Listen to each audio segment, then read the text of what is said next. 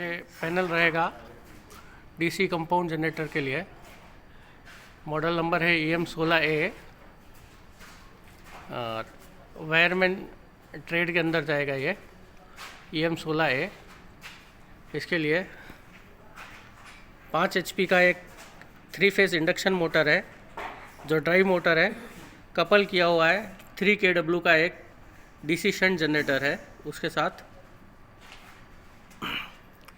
Panel के ऊपर सबसे पहले RCCB है, RCCB के बाद MCB है, सिंगल फेज प्रिवेंटर है, स्टार डेल्टा स्टार्टर है, इनपुट AC के मीटर है,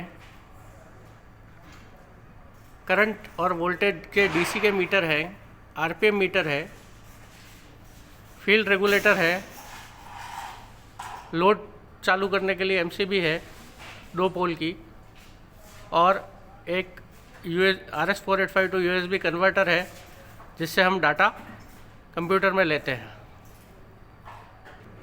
इसके कनेक्शन के लिए हर वायर में से आपके पास 3 फेस के वायर निकले हुए हैं जो कि आपको किसी एक सोर्स पे जोड़ने हैं।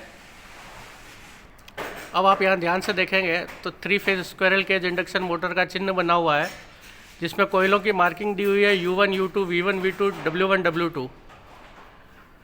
इसी मार्किंग के अनुसार हमें मोटर के ऊपर भी मार्किंग मिलेगी U1, V1, W1 की, और उसी तरीके से हमें इसे वायर की सहायता से, पैच कोड की सहायता से जोड़ना है। वायर की सहायता से, पैच कोड की सहायता से जोड़ना है।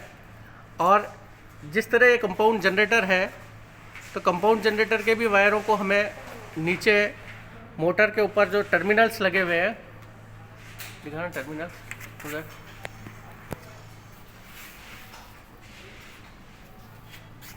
टर्मिनल्स के ऊपर उसी तरीके से लगाना है जिस तरीके से यहाँ मार्किंग की हुई है। तो अब हम इसे कनेक्शन करना स्टार्ट करते हैं। कनेक्शन करने के लिए हम U1, V1 और W1 को पहले मोटर के साथ जोड़ देते हैं।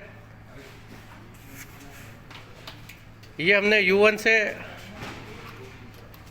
U1 को जोड़ा, V1 से V1 को जोड़ा और W1 से मोटर के ऊपर W1 टर्मिनल को जोड़ दिया। ठीक इसी तरह हम V2, U2 और W2 के वायरों को भी मोटर के ऊपर उसी चिन्हित स्थान पे लगा देंगे वायर के थ्रू। अभी हमने इंडक्शन मोटर की वायरिंग कर दी है। इसी तरह से, ठीक इसी तरीके से हमें A1, A2 को भी मोटर पे, F1, F2 को भी मोटर पे और C1, C2 को भी मोटर पे जोड़ना होगा। ठीक उसी तरीके से जोड़ेंगे। देखिए, A1 को मोटर के A1 टर्मिनल पे, A2 को मोटर के A2 टर्मिनल पे।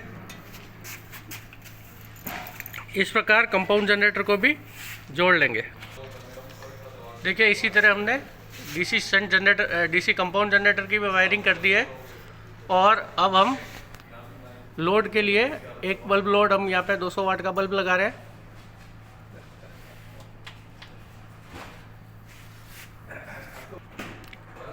फील्ड रेगुलेटर को हमें पूरा दाहिने हाथ की तरफ पूरा खोल के रखना है, जिस तरीके से आपको बता रखा है वीडियो के अंदर, इस तरह पूरा खोल के रखना है। और अब हम इस मोटर को स्टार्ट करने जा रहे हैं। तो सबसे पहले हम RCCB को स्टार्ट करेंगे।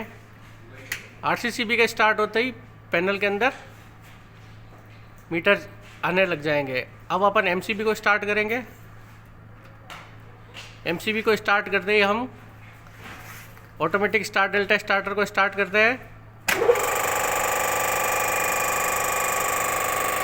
ऑटोमेटिक स्टार डेल्टा स्टार्टर से मोटर स्टार्ट हुई है। पहले मोटर स्टार में डली, फिर डेल्टा में कन्वर्ट हो गई।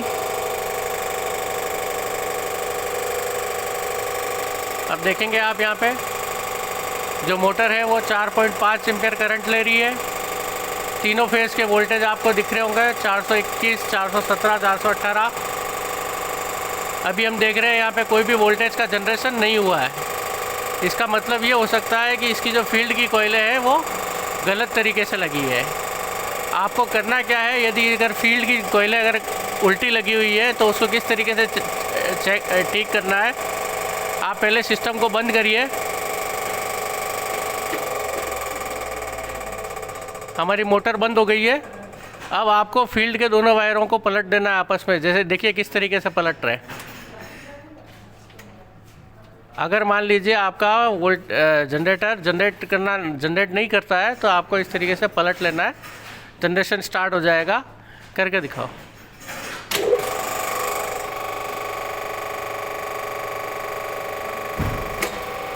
अभी भी हम देखते हैं वोल्टेज फील्ड में करंट जा रही है 1.26, लेकिन वोल्टेज में जनरेशन नहीं हुआ है। तो इसका कारण ये हो सकता है कि हमारा जो मीटर है, जो वोल्ट मीटर है, वो उल्टा लगा हुआ है।